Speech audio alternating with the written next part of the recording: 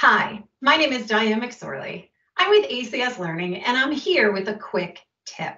These tips are under 2 minutes in length and are designed to help you work smarter, not harder.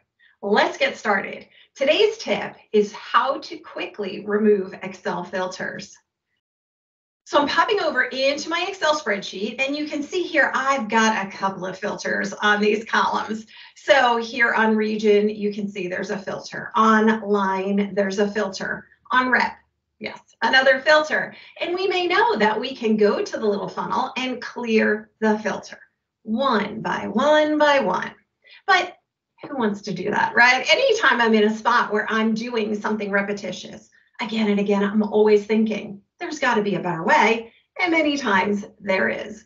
So for this one, we head up to the Data tab, Sort and Filter group, and use the Clear button. Now, look at that screen tip that pops up. Clear the filter and sort state for the current range of data. So I'm clicked anywhere in that data, and when I hit Clear, watch it change. Yes, they all come back. It cleared all the sorts, all the filters with one click.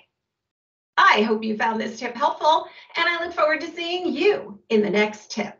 Thanks so much for watching. Have a great day.